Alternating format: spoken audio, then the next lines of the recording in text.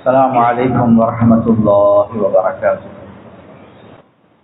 إن الحمد لله نحمده ونستعينه ونستغفره ونؤمن به ونتوكل عليه ونعوذ بالله من شرور أنفسنا ومن سيئات أعمالنا. من يهده الله فلا مضل له ومن يضلله فلا هادي له. ونشهد أن لا إله إلا الله وحده لا شريك له. ونشهد أن سيدنا ومولانا محمدا عبده ورسوله. صلى الله على سيدنا ومولانا محمد وعلى آله وصحبه وبارك وسلم كما تحب وترضى عدد ما تحب وترضى. أما بعد، فقد قال الله تعالى في القرآن الكريم: بسم الله الرحمن الرحيم. إن الذين قالوا ربنا الله ثم استقاموا تتنزل عليهم الملائكة ألا تخافوا ولا تحزنوا وأبشروا بالجنة التي كنتم توعدون. نحن أولياؤكم في الحياة الدنيا وفي الآخرة ولكم فيها ما تشتهي أنفسكم ولكم فيها ما تدعون نزلا من غفور رحيم. وقال النبي صلى الله عليه وسلم: من خاف أدلج ومن ندلج بلغ المنزل. ألا إن سلعة الله غالية، ألا إن سلعة الله الجنة، أو كما قال صلى الله عليه وسلم. பிரபஞ்சத்தை படைத்து பரிபாலிக்கக்கூடிய அல்லாஹ்வுக்கே எல்லாம் புகழும். ஸலாத் என்னும் கருணையும் சலாம் என்னும் இதேற்றமும் முஹம்மதுல் முஸ்தபா அஹ்மதுல் முஜ்தபா சய்யிதுல் கௌனைன் காத்தமுன் நபியீன் ஸல்லல்லாஹு அலைஹி வஸல்லம் அவர்கள் மீதும், அந்த நபிகள் நாயகம் ஸல்லல்லாஹு அலைஹி வஸல்லம் அவர்களுடைய வாழ்க்கை வழிமுறை எடுத்து நடக்கக்கூடிய ஒவ்வொரு முஃமினான ஆண்கள் பெண்கள் மீது உண்டாகட்டும். புனிதமான ஜுமாவுக்கு சமூகம் தந்திருக்கக்கூடிய அல்லாஹ்வுடைய நல்லடியார்களே, எல்லா சந்தர்ப்பத்திலேயும் அல்லாஹ் சுப்ஹானஹு வ தஆலா எந்த விடயங்களை செய்யுமாறு ஏவிருக்கிறானோ அந்த விடயங்களை முடியுமான அளவெடுத்து நடக்குமாறும், எந்த விடயங்களை செய்ய வேண்டாம் என்பதாக அல்லாஹ் சுப்ஹானஹு வ தஆலா தடுத்திருக்கிறானோ அவைகளை விற்றும் 100க்கு 100 முற்றும் முழுதும் தூரமாக இருக்குமாறு முதலாவதாக எனக்கும் அதற்கு பின்னால் உங்களுக்கும் நான் வசியத் செய்கின்றேன்.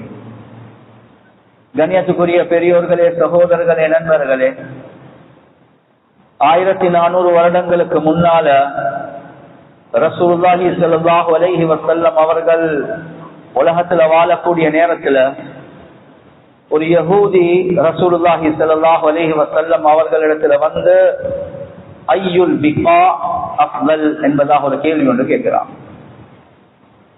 உலகத்துல எந்த இடம் ஆக சிறந்தது என்பதாக கேட்கிறான். ரசூலுல்லாஹி ஸல்லல்லாஹு அலைஹி வஸல்லம் அவர்களுக்கு அந்த கேள்விக்கு பதில் கொடுக்க சரியான ஒரு தெளிவான பதில் உள்ளத்துல வரவில்லை. எனவே ரசூலுல்லாஹி ஸல்லல்லாஹு அலைஹி வஸல்லம் அவங்க அந்த யஹூதிக்கு சொல்றாங்க, நான் இத ஜிப்ரீல் கிட்ட கேட்டுட்டு சொல்றேன். ஜிப்ரீல் அலைஹிஸ்ஸலாத்து வஸ்ஸலாம் அவங்க வந்த நேரத்துல ரசூலுல்லாஹி ஸல்லல்லாஹு அலைஹி வஸல்லம் அவங்க சொல்றாங்க, ஜிப்ரீல் எனக்கிட்ட ஒரு யஹூதி கேள்வி ஒன்று கேட்டார், ஐயுல் பிகா அஃலல், ஆக சிறந்த இடம் எது? உங்களுக்கு பதில் தெரியுமா? அந்த நேரத்துல ஜிப்ரீல் அலைஹி ஸலாத்து வஸ்ஸலாம் அவங்க சொன்ன பதில் என்ன? கேட்கிறவரும் கேட்கக்கூடியவரும் கேட்கப்பட்டவரும் ரெண்டு பேரும் இந்த விஷயத்துல சமம் தான். எனவே இந்த விஷயத்தை நான் அல்லாஹ் கிட்ட தான் கேட்கணும் என்பதாக. கண்ணியத்துக்குரிய சகோதரர்களே, நண்பர்களே, ஜிப்ரீல் அலைஹி ஸலாத்து வஸ்ஸலாம் அவர்கள் இதே கேள்வி அல்லாஹ் சுப்ஹானஹு வ தஆலா இடத்துல கேட்கிறார். கேள்வியை கேட்கக்கூடிய நேரத்துல ரப்புல் ஆலமீன் பதில சொல்லல, அல்லாஹ் பதில சொல்லல. ஜிப்ரீல் அலைஹி ஸலாத்து வஸ்ஸலாம் அவங்க சொல்றாங்க, யா முஹம்மத் இன்னி தனவுது மினல்லாஹி தன்வன் மா தனவுதுஹு மின் கபல். சொல்றாங்க, ஏ முஹம்மத் ஸல்லல்லாஹு அலைஹி வஸல்லம், அந்த கேள்வியை நான் அல்லாஹ் சுப்ஹானஹு வ தஆலா இடத்துல கேட்டேன். அல்லாஹ் பதில சொல்லல. அல்லாஹ் சுப்ஹானஹு வ தஆலா எனக்கு நெருக்கமாக வா என்பதாக. நான் எந்த அளவுக்கு அல்லாஹ்வுக்கு நெருக்கமாக போனேன் என்றா, இந்த கேள்விக்கு பதில் அல்லாஹ் சொல்வதற்காக வேண்டி என்னை எவ்வளவு கிட்ட எடுத்தானோ, இதுக்கு முன்னால அல்லாஹ் என்னை அந்த அளவுக்கு நெருக்கமாக எடுக்கவே இல்லை என்பதா. கேள்விக்கு பதில சொல்லல. கேள்விக்கு பதில சொல்லணும், கிட்ட வாங்க, எந்த அளவுக்கு நெருங்கினேன் என்று அதுக்கு முன்னால நான் அந்த அளவுக்கு நெருங்கியே இல்லை. முஹம்மது ஸல்லல்லாஹு அலைஹி வஸல்லம் பார்த்து சொல்றாங்க.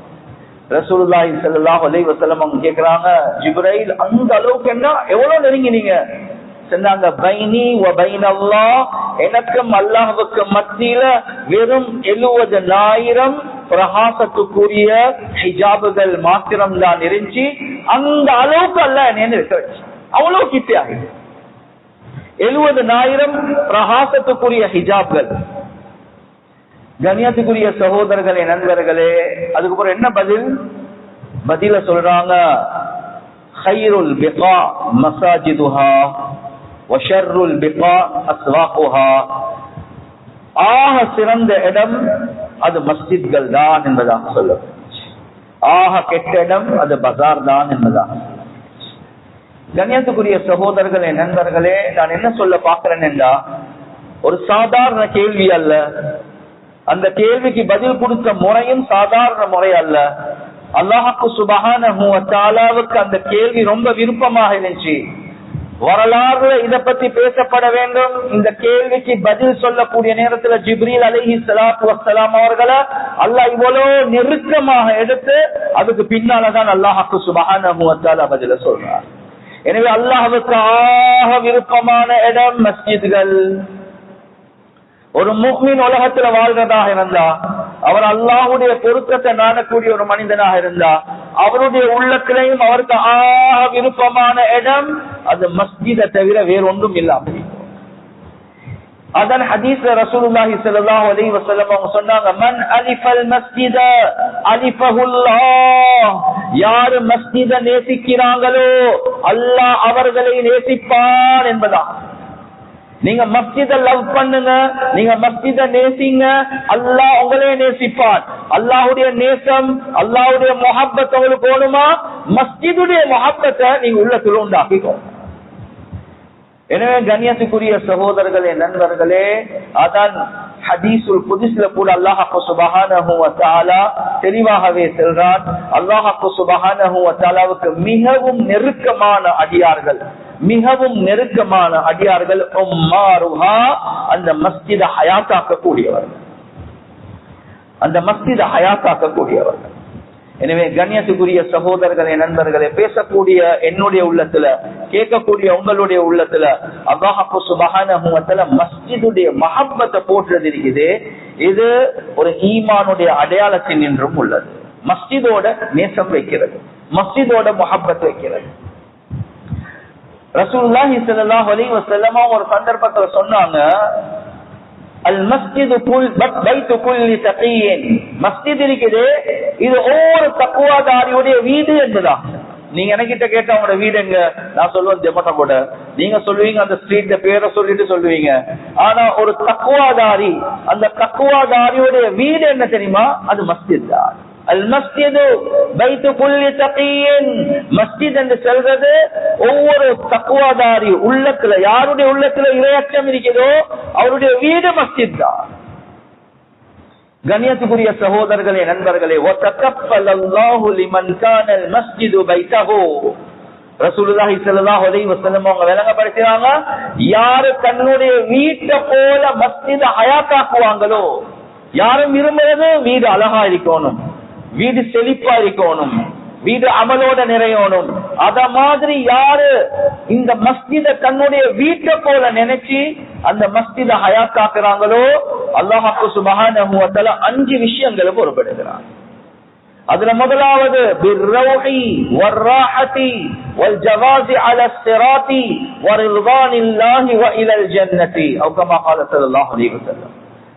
அல்லாஹ் சுப்ஹானஹு வ தஆலா அந்த மனிதனுக்கு உலகத்துல அல்லாஹ் உடல் ஆரோக்கியத்தை தரார், உடல்ல ராஹத். இரண்டாவது அல்லாஹ்வுடைய ரஹ்மத். உங்களுக்கு உடல் ஆரோக்கியம் வேணுமா, மஸ்ஜித ஹயாத்தாக்குங்க, மஸ்ஜிதுக்கு நேரம் கொடுங்க, மஸ்ஜிதுல போயிட்டு உட்காருங்க, மஸ்ஜிதுடைய விடயங்களுக்கு உதவியாகிறீங்க.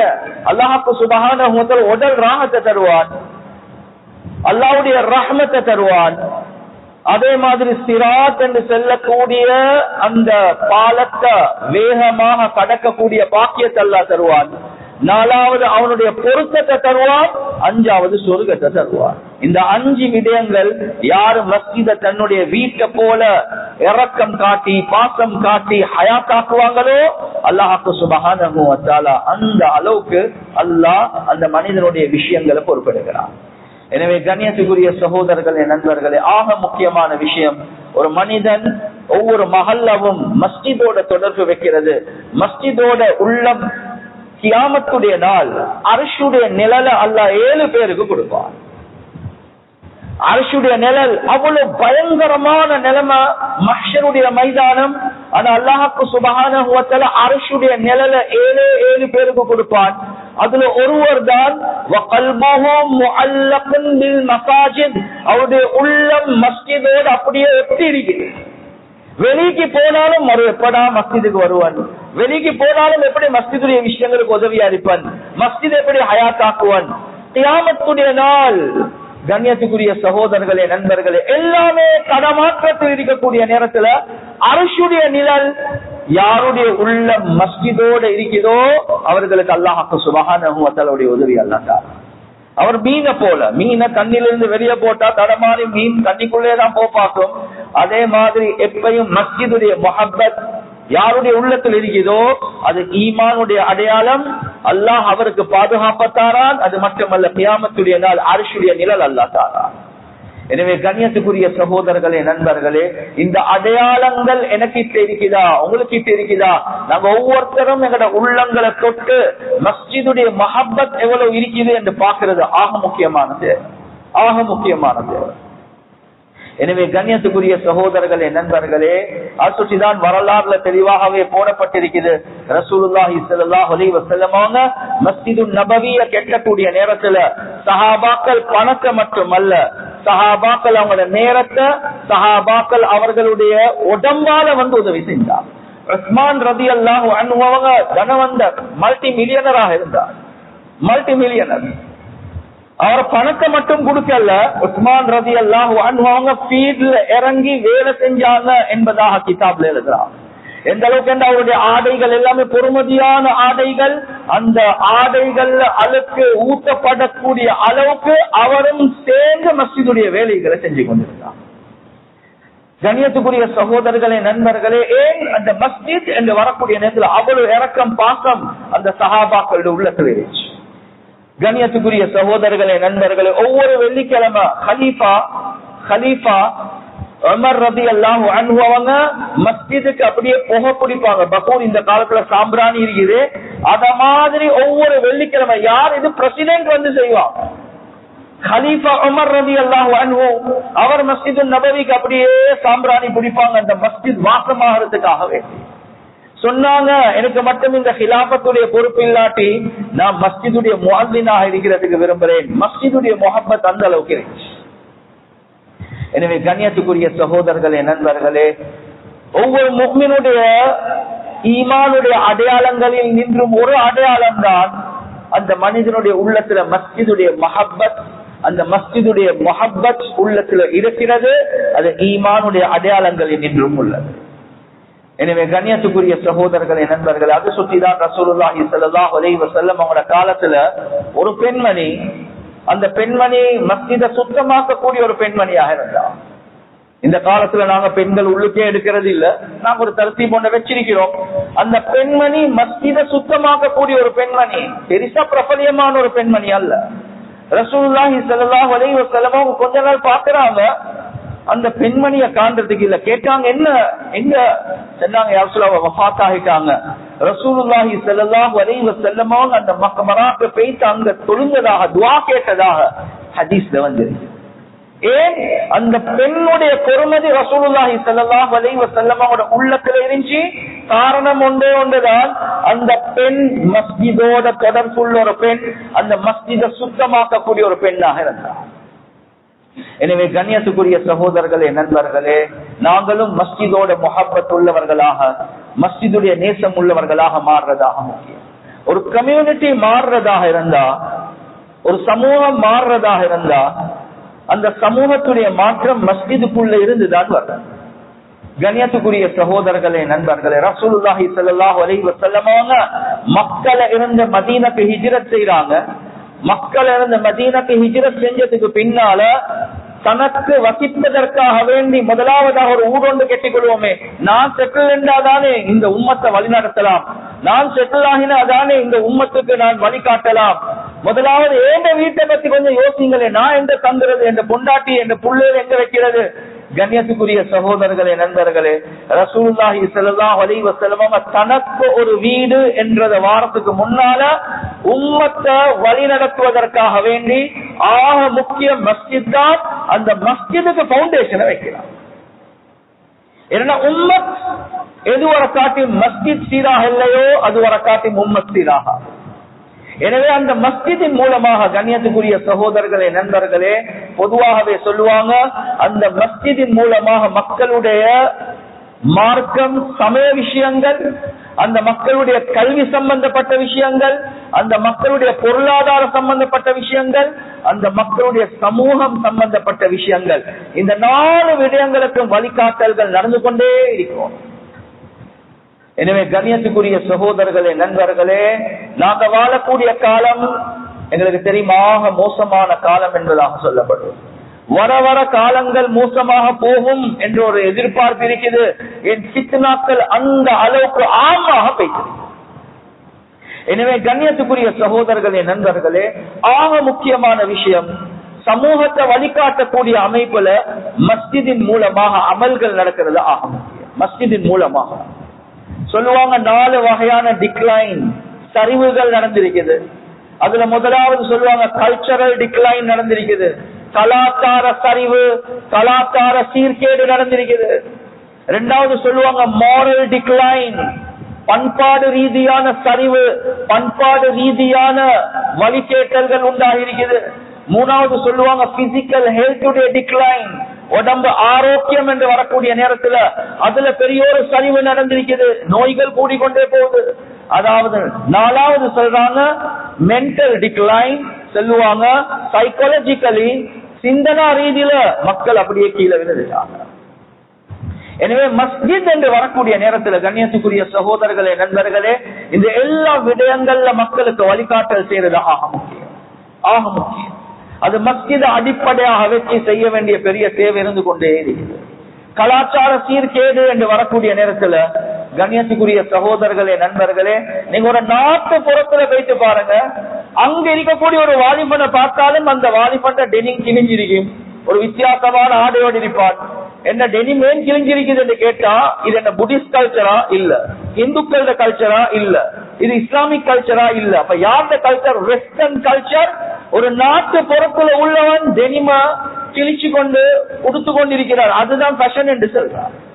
அதான் எங்கட கல்ச்சர், அதான் எங்கட கலாச்சாரம் என்று சொல்றார். குனிஞ்சா டெனிங், குனிஞ்சா அண்டவையார் விளங்கக்கூடிய அளவுக்கு இருக்குது. காரணத்தை கேட்டா, ஒரு காலத்துல நாங்க அதை மறைச்சு எடுத்தோம், இந்த காலத்துல அதனுடைய பிராண்ட் என்ன காட்டுறது இருக்குது, அதுதான் கல்ச்சராக மாறும்.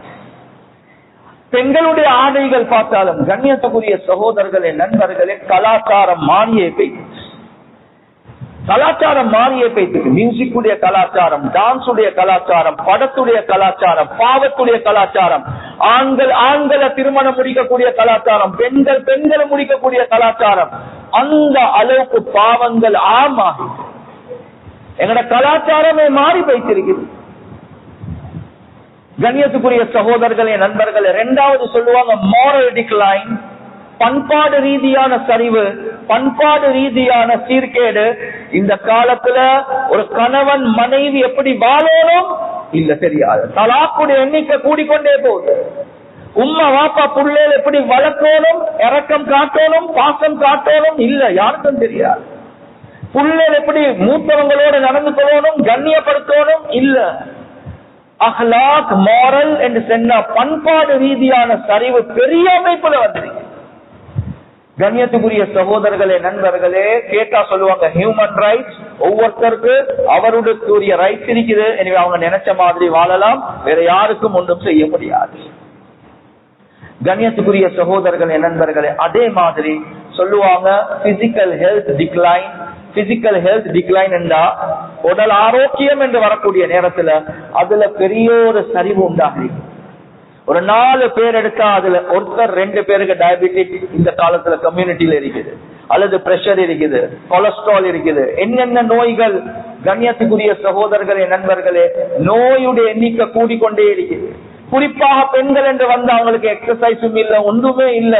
ஒரு பெண் வீட்டுக்குள்ள தன்னுடைய உடல் ஆரோக்கியத்தை எப்படி வச்சுக்கணும், எந்த சாப்பாடு தின்னோடும், எந்த சாப்பாடு தின்னக்கூடாது, உடல் ஆரோக்கியத்துக்குரிய விடயங்கள் பேசிப்படுறதும் இல்ல, அந்த ஆரோக்கியத்துக்குரிய செயல்கள் செஞ்சுப்படுறதும் இல்ல. குறிப்பாக முஸ்லிம் உம்மா இப்ப நோயாளிகளாக பார்க்கிறார். எனவே மஸ்ஜித் என்று வரக்கூடிய நேரத்தில் கண்ணியத்துக்குரிய சகோதரர்களே, நண்பர்களே, இந்த விஷயத்திலையும் மக்களுக்கு வழிகாட்டல் செய்யறது இருக்கிறது. இதாக முக்கியமானது. கடைசியாக சொல்லுவாங்க மென்டல் டிக்ளைன் என்று சொல்லுவாங்க. மென்டல் டிக்ளைன் என்று சொன்னா என்ன? சிந்தனா ரீதியில, சைக்காலஜிக்கலி மக்கள் எல்லாம் நோயாளிகளாக மாறிட்டார். இந்த காலத்துல WHO, world health organisation report சொல்லுது, அதிகமான நோய்கள் உடம்போட சம்பந்தப்பட்ட நோய் அல்ல, அதிகமான நோய் அவருடைய மூளையோட சம்பந்தப்பட்ட நோய். எத்தனையோ வயசாளிகள், எத்தனையோ வாலிபர்கள் டிப்ரெஷனுக்கு போயிட்டாங்க, மன அழுத்தத்துக்கு போயிட்டாங்க. சூசைட் என்றா என்ன? தற்கொலை செய்யக்கூடிய அளவுக்கு உம்மத் மாறி. அவர் ஹோப்லெஸ், ஹெல்ப்லெஸ், எனக்கு இதுக்கு பிறகு ஒரு ஃபியூச்சர் ஒன்று இல்ல. கண்ணியத்துக்குரிய சகோதரர்களே, நண்பர்கள், எனக்கு உதவி செய்யறதுக்கு யாரும் இல்ல, எனக்கு ஒரே ஒரு வழி தற்கொலை தான். நாளுக்கு நாள் தற்கொலையுடைய நிலைமைகள் கூடிக்கொண்டே போகும். சிந்தனா ரீதியில் ஆட்கள் எல்லாமே கீழே விழுந்தார். எனவே கண்ணியத்துக்குரிய சகோதரர்களே, நண்பர்களே, மஸ்ஜித் என்று வரக்கூடிய நேரத்துல இந்த மஸ்ஜித் மூலமாக இந்த எல்லா விடயங்களுக்கும் தீர்வு மக்களுக்கு கொடுக்கிறது ஆக முக்கியம். எனவே ஈமான் மூலமாக, தலீம் மூலமாக இந்த மக்களுக்கு மஸ்ஜிதுகள் முன் வந்து வழிகாட்டல்கள் செய்யறது இருக்குது. இது ஆக பெரிய தேவையா இருந்து கொண்டிருக்கிறது. கண்ணியத்துக்குரிய சகோதரர்களே, நண்பர்களே, அது மாத்திரமல்ல, மஸ்ஜித் என்று வரக்கூடிய நேரத்துல அந்த மஸ்ஜித் மூலமா எப்படி அமல்கள், செயல்கள் நடக்கணுமோ அந்த மஸ்ஜிதுடைய விஷயங்களையும் நாங்க கவனம் செலுத்துறது ஆகும். மஸ்ஜிதுக்காக வேண்டி செலவழிக்கிறது இருக்குது, அதுக்கு பெரிய கூலிகள் அல்லாஹ் வச்சிருக்கிறார். ஹதீஸ்ல ரசூலுல்லாஹி ஸல்லல்லாஹு அலைஹி வஸல்லம் அவங்க விளங்கப்படுத்தினாங்க, மன் பனா லில்லாஹி மஸ்ஜிதன், மன் பனா லில்லாஹி மஸ்ஜிதன் பனல்லாஹு லஹு பைத்தன் ஃபில் ஜன்னah. யார் அல்லாஹ்க்காக வேண்டிய ஒரு மஸ்ஜிதை கட்டுவாங்களோ அவர்களுக்கு அல்லாஹ் சொர்க்கத்தில் ஒரு வீடு ஒன்று கட்டுவான். இத சொன்ன உடனே நானும் நீங்களும் யோசிப்போம், ஊடே கெட்டிக்கொள்ள இல்லாத நிலைமையில இருக்கிறேன். மஸ்ஜித் ஒன்று தனியா கெட்டுறதா இருந்தா எத்தனை கோடி தேவைப்படும், நான் எப்படியாப்பா கெட்டுவேன்? இந்த நேரத்துல ரசூலுல்லாஹி ஸல்லல்லாஹு அலைஹி வஸல்லம் இன்னொரு சந்தர்ப்பத்துல சொன்னாங்க, மன் பனா லில்லாஹி மஸ்ஜிதன் கத்ர மஃஹஸி கதாத்தின். யார் அல்லாஹ்க்காக வேண்டிய ஒரு மஸ்ஜிதை கெட்டுறாரோ கத்ர மஃஹஸி கதாத்தின். கதாத் என்று சொல்றது ஒரு பறவை, மஃஹஸ் என்று சொன்னா அந்த பறவையுடைய கூடு. பூமிய கொஞ்சம் தோண்டி அப்படியே உட்கார்ந்து அந்த இடத்துல முட்டையை போட்டு அந்த இடத்துல இருக்கக்கூடிய அளவு ஒரு கூடு. ரசூலுல்லாஹி ஸல்லல்லாஹு அலைஹி வஸல்லம் அவங்க சொன்னாங்க, யாரு அல்லாஹ்க்காக வேண்டி இந்த கதாத் என்று செல்லக்கூடிய பறவையுடைய கூத்துடைய அளவுக்கு மஸ்ஜித கெட்டுவாங்களோ அவருக்காக வேண்டிய பூர்த்தியான ஒரு வீட்டை அல்லாஹ் சொர்க்கத்துல தருவார். யோசிச்சு பாருங்க. எங்கட மொழியில சொல்றேன்னா, ஒரு செங்கல்லுடைய அளவு, ஒரு கல்லுடைய அளவுக்கு யாரு ஹஜ்ரத் எனக்கு முழு பள்ளியை கெட்டுறதுக்கு நினைச்சும் பார்க்கலாம். ஒரு செங்கல்லுக்கு செலவழிக்கலுமா? ஒரு செங்கல்லுக்கு செலவழிக்கலும். அதை செலவழிங்க, சொர்க்கத்துல அல்லாஹ் ஒரு வீடு ஒன்று தருவாங்க. சிலவங்க சொல்லுவாங்க, ஹஜ்ரத் ஒரு செங்கல்லுடைய அளவுக்கும் கொடுக்கறதுக்கு வசதி இல்ல, ஹஜ்ரத் எம்டி பொக்கட்டா இருக்கிறேன், ஒன்றுமே எனக்கிட்ட இல்ல. ரசூலுல்லாஹி ஸல்லல்லாஹு அலைஹி வஸல்லம் அவங்க சொன்னாங்க, மன் அஹ்ரஜ அஸன் அனில் மஸ்ஜித், யார மஸ்ஜித்ல இருந்து அழுக்குகள் ஊத்தைகளை எடுத்து வெளியே போட்டு மஸ்ஜித சுத்தமாக்குறாங்களோ அவருக்காக வேண்டி அல்லாஹ் சொர்க்கத்தில் ஒரு வீடு ஒன்று கட்டுவார். இது செய்யலதான் எனக்கு, இது நிச்சயமா செய்யணும். எனக்கு மஸ்ஜித ஃபுல்லா கெட்டதானேலா, ஒரு சிமெண்ட் கொட்டா அல்லது ஒரு செங்கல்ல தான் வாங்கி தரையலா, மஸ்ஜிதுக்கு நேரத்தை கொடுங்க, கொஞ்சம் கூட்டி போடுங்க. அல்லது மஸ்ஜித் நிர்வாகம் முன்வந்து ஒரு ப்ரொஜெக்ட் சொல்லக்கூட என் உடம்பால கொஞ்சம் வேற எனக்கு செய்யலும், எனக்கு கூலி தேவையில்லை என்று சொல்லுங்க. உங்களுக்கும் அல்லாஹ் முழு மஸ்ஜித கெட்டின கூலி அல்லாஹ் தருவார். ஏன்? அது மஸ்ஜிதோட சம்பந்தப்பட்டது, மஸ்ஜிதோட சம்பந்தப்பட்டது. எனவே கண்ணியத்துக்குரிய சகோதரர்களே, நண்பர்களே, ஆக முக்கியமான விஷயம், நாங்க மஸ்ஜித் என்று வரக்கூடிய நேரத்துல எவ்வளவு தேவைகள் இருக்குது. என்ன காலங்கள் மாறக்கூடிய நேரத்துல தேவைகளும் அதிகமாக இருக்குது. ஹவுதுடைய ஏரியாவை கெட்ட வேண்டிய தேவை, ஹவுதுடைய ஏரியா கெட்ட வேண்டிய தேவை. இந்த மஸ்ஜித கொஞ்சம் விசாலமாக்க வேண்டிய தேவை. பக்கத்துல காணிகள் இருக்குது, வீடுகள் இருக்குது, அவைகளை வாங்கி மஸ்ஜித விசாலமாக்க வேண்டிய தேவை இருக்குது. அது மாத்திரமல்ல, எலக்ட்ரிசிட்டி என்று வரக்கூடிய நேரத்துல பெரிய செலவு. மக்கள் மஸ்ஜிதுக்குள்ள வந்தாலும் ராகத்தோட அமைதியாக உட்கார்ந்து இபாதத் செய்யக்கூடிய ஒரு சூழலை உண்டாக்குறது இருக்குது. இதும் மஹல்ல வாசிகளுடைய பொறுப்பு தான். மஸ்ஜிதுக்குள்ள வந்த மன அமைதியாக இருந்து தொழுந்துட்டு ராகத்தா போகக்கூடிய ஒரு அமைப்பு. எனவே எலக்ட்ரிசிட்டி பெருசாக போகுது, சோலா போடணுமா? கண்ணியத்துக்குரிய சகோதரர்களே, நண்பர்களே, வீட்டுக்கு சோலா போட முன்னால மஸ்ஜிதுக்கு சோலா போடக்கூடிய அளவுக்கு நாங்க முன் வந்து அதுக்கு உதவி செய்வது இருக்குது. இதுக்கும் அல்லாஹ் பெரிய கூலிகளை தருவார். ஏன்? இந்த வீட்டை விட நான் மஸ்ஜித மதிக்கிறேன். மஸ்ஜித்ல மக்கள் நிம்மதியா சந்தோஷமாக இருக்கிறோம். கண்ணியத்துக்குரிய சகோதரர்களே, நண்பர்களே, உஸ்மான் ரலியல்லாஹு அன்ஹு அவர்களுடைய கிலாபத்துடைய காலத்துல அவர் மஸ்ஜித அப்படியே உடைச்சு கெட்ட பாக்குறார். அந்த நேரத்துல மதீனால உள்ள மஸ்ஜித், இந்தியால இருந்து, ஈரான்ல, வேறு நாடுகள்ல இருந்து பலகைகளை கொண்டு வராங்க. ஒவ்வொரு ஐட்டம் ஒவ்வொரு ஃபாரின்ல இருந்து கொண்டு வராங்க. அது மட்டுமல்ல, தூண்கள் எல்லாம் உறுதியான அமைப்புல கட்டினாங்க, முகடுகள் அழகான அமைப்புல போட்டாங்க. சிலவங்க வந்து சொன்னாங்க, ஏன் நீங்க ரசூலுல்லாஹி ஸல்லல்லாஹு அலைஹி வஸல்லமோட காலத்துல இருந்ததை போல மஸ்ஜித நீங்க வைக்காம இப்படி கட்டுறீங்க, ஸ்ட்ராங்கா கட்டுறீங்க, வெளிநாட்டுல இருந்து சாமான்களை கொண்டாந்து கட்டுறீங்க? உஸ்மான் ரலியல்லாஹு அன்ஹு கொடுத்த ஒரே ஒரு பதில், ரசூலுல்லாஹி ஸல்லல்லாஹு அலைஹி வஸல்லமோட காலத்துல உங்களோட வீடுகள் இருந்ததை போல உங்களோட வீடு பெருகுதுன்னு கேட்டாங்க. சொன்னாங்க, உங்களோட வீட்டை விட அல்லாஹுடைய வீடு ஆக முக்கியம். எனவே அல்லாஹுடைய வீட்டை அழகான முறையில கெட்டுறது இருக்குது, இது சுன்னாவுக்கு மாற்றமான ஒரு விஷயம் அல்ல. எனவே கண்ணியத்துக்குரிய சகோதரர்களே, நண்பர்களே, உஸ்மான் ரலியல்லாஹு அன்ஹு அவங்க செலவழிச்சு மஸ்ஜிது நபவிய அழகான அமைப்புல செஞ்சாங்க.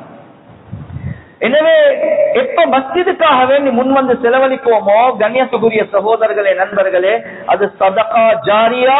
அதுக்கு அல்லாஹ் கியாமத் வரக்காட்டி எங்களுக்கு கூலிகளை தந்து கொண்டே இருப்பார். சதகா ஜாரியா என்று செல்லக்கூடிய நேரத்துல தான் எனக்கு ஒரு சம்பவம் ஒண்ணு ஞாபகம் வருது. இதே உஸ்மான் ரலியல்லாஹு அன்ஹு கண்ணியத்துக்குரிய சகோதரர்களே, நண்பர்களே, மக்களை இருந்த மதீனாக்கு ஹிஜ்ரத் செய்யறாங்க. மக்கள் இருந்து மதீனத்தை ஹிஜ்ரத் செஞ்சதுக்கு பின்னால பார்த்தா முஸ்லிம்களுக்கு குடிக்கிறதுக்கு சரியான மதுரமான தண்ணி இல்ல. தண்ணி இருக்குது, ஆனா ஒரு யகூதியுடைய கிணத்துல இருந்துதான் தண்ணி எடுக்கும். அந்த யகூதியுடைய கிணத்துல இருந்து தண்ணி வாங்குறதா இருந்தா பெரிய பெரிய விலை ஒன்று அடிக்கிறார். எனவே ஏழைகள் சரியான கஷ்டம். உஸ்மான் ரலியல்லாஹு அன்ஹு அவரோட பேசி வேலை பேசுறாங்க. அந்த யகூதிக்கு சொல்றாங்க, இந்த கிணத்தை நீங்க எனக்கு வில்லுங்க, நான் வாங்குறதுக்கு தயார். அவர் சொன்னார், இல்ல இல்ல, விக்கிறதுக்கு எனக்கு ஆளே. உஸ்மான் ரலியல்லாஹு அன்ஹு அவங்க ஒரு நுணுக்கமான ஒரு விஷயம் ஒண்ணு போட்டுறாரு. என்ன சொன்னாங்க?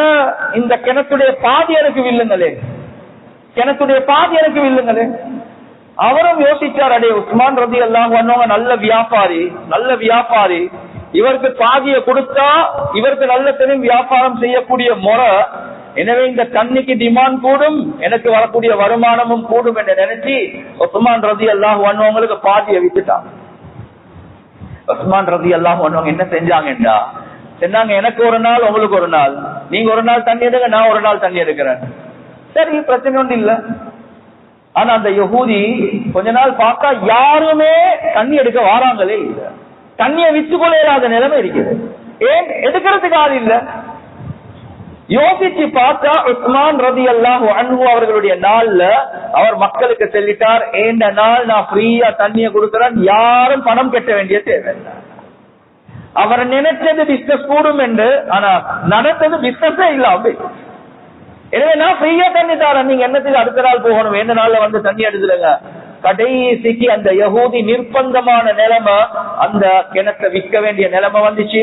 உஸ்மான் ரலியல்லாஹு அன்ஹு அந்த காலத்துல 20,000 தீனார் தங்க காசுகளை கொடுத்து வெளியே வாங்குறாங்க. 20,000 கோல்ட் காயின்ஸ் சும்மா இல்ல, 20,000 தங்க காசுகளை கொடுத்து கிணத்தை வாங்கிட்டு அதுக்கு பிறகு ரசூலுல்லாஹி ஸல்லல்லாஹு அலைஹி வஸல்லம் அவர்கள் சொல்றாங்க, யார் சொல்லா இது வக்ஃப் என்று சொல்றாங்க, வக்ஃப் மக்களுக்கு பாவிக்கணும். எனவே எப்படி ஒரு மஸ்ஜித் வக்ஃபோ, அவர் அந்த கிணத்தை வக்ஃப் பண்ணிட்டு நான் அதுல முதலாவது தண்ணி வாளி எடுக்கிறேன் என்று அந்த தண்ணி வாளி எடுக்கிறார். எனவே மஸ்ஜித் ஒருத்தர் கெட்டுறார், நானும் தொழுறேன், மக்களும் தொழுறாங்க. அந்த கிணத்துல இருந்து நானும் தண்ணி எடுக்கிறேன், மக்கள் எல்லாத்துக்கும் வக்ஃப். இது ஏண்டியா இல்ல, அல்லாஹ்வுக்கு சொந்தமானது. கண்ணியத்துக்குரிய சகோதரர்களே, நண்பர்களே, பிற்காலத்தில் எப்படி ஆகிச்சு என்றால் அந்த கிணத்துடைய ஏரியா பெரிய ஒரு ஏரியா, அந்த தோட்டத்துக்குள்ளதான் அந்த கிணறு இருக்குது. எனவே அந்த தோட்டத்துல ஈச்சப்பழ மரங்கள் அப்படியே வளர்ந்து வளர்ந்து வளர்ந்து அதுல பெரிய இன்கம் வந்து உஸ்மானிய ஹிலாபத்தை தாண்டி, உஸ்மானிய ஹிலாபத் என்ற ஒட்டோமன் எம்பையருடைய, டர்க்கியுடைய எம்பையர், அந்த ஹிலாபத்தை தாண்டி அதுக்கு பிறகு சவுதுடைய ஹிலாபத், இப்ப சவுதுடைய ஹிலாபத் ஆட்சி இருக்குது. இவர்களுடைய காலத்திலையும் கண்ணியத்துக்குரிய சகோதரர்களே, நண்பர்களே, இன்னும் நீங்க போனா அந்த தோட்டத்தை பார்க்கலாம். நாங்க இந்த முறை உமராக்கு போயிட்டு அந்த தோட்டத்தை பார்த்துட்டு வந்தோம். கிட்டத்தட்ட 1550 மரங்கள் இருக்குது. அதுல தண்ணி, அந்த முழு தோட்டத்திலும் தண்ணி இன்னும் அந்த கிணத்தால தான் வைத்துக் கொண்டே. அந்த வருமானம் என்ன செஞ்சாங்கன்னா, மிஸ்கீன்கள் அதே மாதிரி யத்தீம்களுக்கு அப்படியே சதகா கொடுத்தாங்க. பாதி, அடுத்த பாதி என்ன செஞ்சாங்க, இந்த சவுதியுடைய கவர்மெண்ட்ல வரக்கூடிய வருமானத்தை ஒரு பேங்க் அக்கவுண்ட் ஒன்று ஆரம்பிச்சாங்க. அந்த பேங்க் அக்கவுண்டுடைய பேர் உஸ்மான் பின் அஃபான் ரலியல்லாஹு அன்ஹு.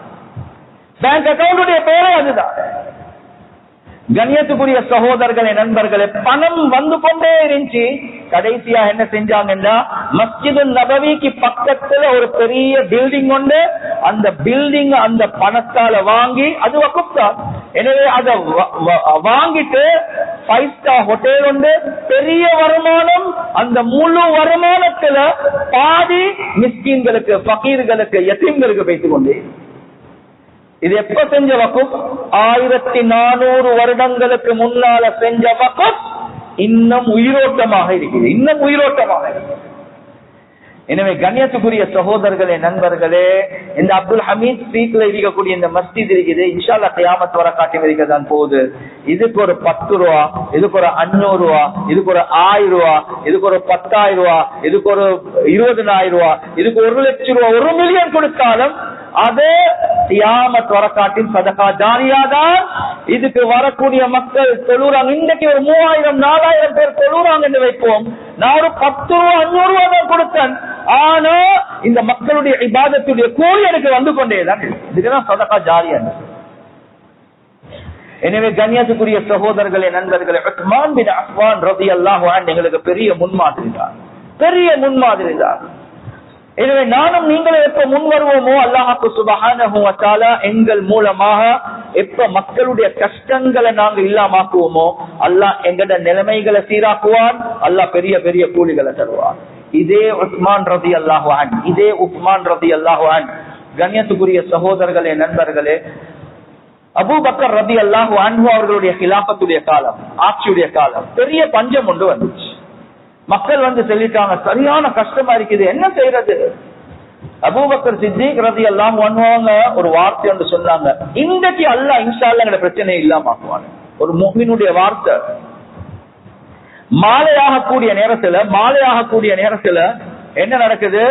ஷாம்ல, சிரியால இருந்து வியாபார சாமான்கள் வருவது உஸ்மான் ரலியல்லாஹு அன்ஹு அவர். மாலையுடைய நேரத்தில் எல்லாமே ஹோல்சேல் வியாபாரிகள் உஸ்மான் ரலியல்லாஹு அன்ஹுவோட வீட்டுக்கு வந்து தட்டுறாங்க. வந்து கேட்டாங்க, என்ன விஷயம்? சொன்னாங்க, இல்ல மக்கள் எல்லாம் பசியில இருக்கிறாங்க, அவங்களுக்கு உங்களுக்கு சாமான் வந்திருக்குது, மாவெல்லாம் வந்திருக்குது, நாங்க பார்த்தோம் வாங்கி விற்கிறதுக்கு. சொன்னாங்க, எவ்வளவு வேலை தருவீங்க?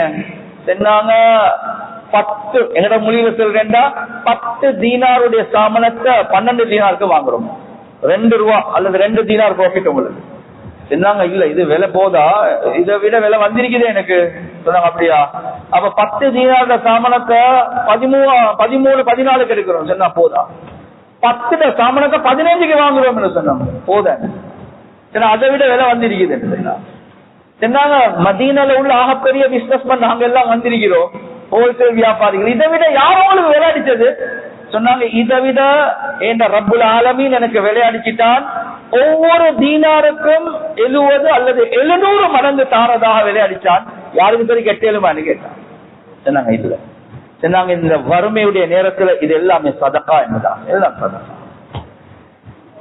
அந்த இரவுல இப்னு அப்பாஸ் ரலியல்லாஹு அன்ஹு அவங்க தூங்குறாங்க, கனவுல காண்றாங்க ரசூலுல்லாஹி ஸல்லல்லாஹு அலைஹி வஸல்லம் அவங்க வேகமா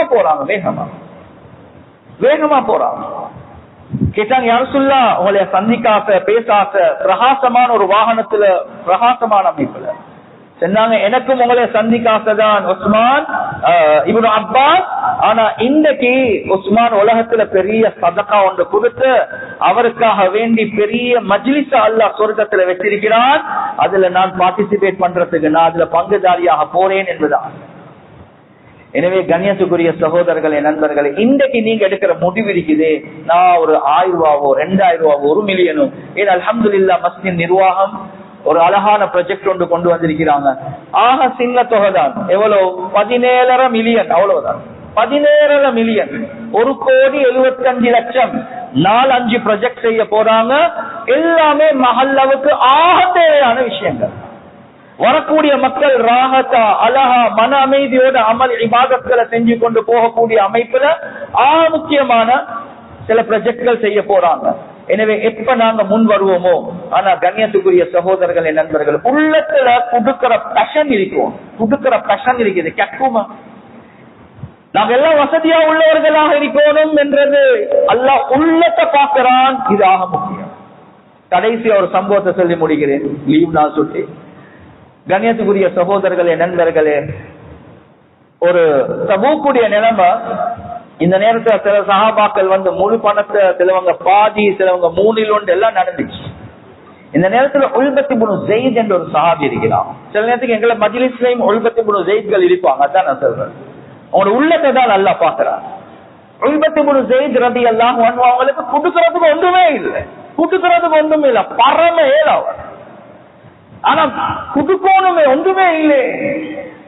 வாராங்க ரசூலுல்லாஹி ஸல்லல்லாஹு அலைஹி வஸல்லம் கிட்ட, யா ரசூலல்லாஹ், உங்களுக்கு 7 மணி எனக்கு ஒரு கடன் ஒண்ணு தாங்க. கடன் என்னதுக்கு? பிசினஸ் செய்ய, சைனாக்கு போக, என்ன சரி கூட்டு சாமா ஃப்ரிட்ஜ் ஒன்று வாங்க. இல்ல நீங்க எனக்கு கடன் ஒன்று தாங்க, நான் அல்லாஹ்வோட பாதையில செலவழிக்கிறது. எனக்கு ஒன்றுமே இல்லை யா ரசூலல்லாஹ், நீங்க எனக்கு கடன் தாங்க, நான் செலவழிக்கிறேன். கடன். ரசூலுல்லாஹி ஸல்லல்லாஹு அலைஹி வஸல்லம் அவங்க சொன்னாங்க, உங்களுக்கு கடன் தார அளவுக்கு எனக்கிட்ட ஒன்றும் இல்லை. உண்மைதான், ரசூலுல்லாஹ்வுக்கும் ஒன்றும் இருக்கல. இந்த நேரத்துல கவலையோட திரும்பி வாராங்க, கண்ணால கண்ணீர் பெருத்தெடுத்து ஓடுது, அழுந்து கொண்டு வார. அப்படி கவலை. வீட்டுக்கு வந்து என்ன செய்ய, செலவழிக்க வழி ஒன்று இல்லே. தொழுறாங்க, அல்லாஹ் கிட்ட துவா கேட்கிறாங்க. கடைசியா ஒரு துவா, யா அல்லாஹ், நான் செலவழிக்கிறதுக்கு நீ எனக்கு ஒன்றும் தந்தும் இல்ல. நான் ரசூல்லா கிட்ட போயிட்டு கடன் கேட்டேன், ஆனா ரசூல்லாவும் இல்லைன்னு சொன்னாங்க ஸல்லல்லாஹு அலைஹி வஸல்லம். யா அல்லாஹ், எனக்கு யாரெல்லாம் அநியாயம் செஞ்சு நீ எனக்கு ஒரு கூலி ஒன்று கியாமத்துடைய நாள் தர இருக்கிறாயோ, அந்த கூலிய உன்ட பாதையில செலவழிச்சுட்டேன். எனக்கு வேற செய்யறதுக்கு ஒன்றும் இல்ல. நீ கியாமத்துடைய நாள் எனக்கு தரக்கூடிய கூலியை நான் உலகத்துல இப்ப சதகா பண்ணிட்டேன். கண்ணியத்துக்குரிய சகோதரர்களே, நண்பர்கள், அடுத்த நாள் மஜ்லிஸ்ல ரசூல்லா கேட்கிறாங்க, நேத்ராவ் சதகா கொடுத்தவர் யார்? யாருமே எலும்ப. ரெண்டாம் தரகா கேட்கிறாங்க, யார நேற்று சதகா கொடுத்தவர்? கடைசிக்கு உல்பத்தி முனு ஜெயித் சைதால வந்து ரசூலோட காதுல ஊதுறாங்க. ரசூலா, நேத்ராவ் இப்படி ஒரு விஷயம் ஒண்ணு நினைச்சு சொல்லாங்க, உங்களைய பத்தி தான் அல்லாஹ் சொல்றான், உங்களோட சதகாவ அல்லாஹ் ஜகாத்த போல கபூல் செஞ்சுட்டான். ஜகாத்த போல. அது மட்டுமல்ல, உங்களோட விஷயத்துல குர்ஆனுடைய ஆயத்தை அல்லாஹ் இறக்கினான். தவல்லவ் வஅயுனுஹும் தஃபீது மினத் தம்இ ஹஸனன் அல்லா யஜிது மா யுன்ஃபிகூன். அல்லாஹ்வுடைய பாதையில செலவழிக்க எனக்கு ஒன்றுமே இல்லை என்று கண்ணீர் பெருத்து ஓடக்கூடிய அளவுக்கு அழுந்து கொண்டு திரும்பி போனவர்களை நாங்க குற்றம் பிடிக்க மாட்டோம் என்பதாக குர்ஆன் அல்லாஹ். எனவே கண்ணியத்துக்குரிய சகோதரர்கள், நண்பர்கள், இன்றைக்கு ஜும்மாவுடைய கலெக்ஷன் வேற. அது மஸ்ஜிதுடைய நிர்வாக விஷயங்களுக்கு போகும். இல்ல ஆபீஸுக்கு நான் போயிட்டு சொல்லுவேன், எனக்கு 500 தரையலும், எனக்கு ஒரு 1000 தரையலும், எனக்கு 1 மில்லியன் தரையலும். இந்த 17 மில்லியன்ல இன்ஷால்லா நான் 1 மில்லியன் எடுக்கிறேன், நான் ஒரு 20,000 எடுக்கிறேன், நான் ஒரு 5 லட்சம் ரூபாய் எடுக்கிறேன். இந்த அமைப்புல எப்ப நாங்க முன் வருவோமோ ரப்புல் ஆலமீன் நிச்சயமாக சத்தியமா அல்லாஹ்வுடைய வீட்டை, அல்லாஹ்க்காக சிறந்த இடம் உலகத்துல மஸ்ஜித் தான். அந்த மஸ்ஜித ஹயாத்தாக்குறதுக்கு யாரு செலவழிப்பாங்களோ அல்லாஹ் நிச்சயமாக அவர்களுக்கு உலகத்திலே அல்லாஹ் நிம்மதியான, சந்தோஷமான, கண்ணியமான வாழ்க்கையை தருவான். எனவே இந்த விஷயங்களை பேசினோமோ கேட்டோமோ இஹ்லாஸோட அமல் செய்யக்கூடிய பாக்கியத்தை அல்லாஹ் எங்களுக்கு வழங்குவானாக. வஆகிரு தஅவானா அல்ஹம்துலில்லாஹி ரப்பில் ஆலமீன்.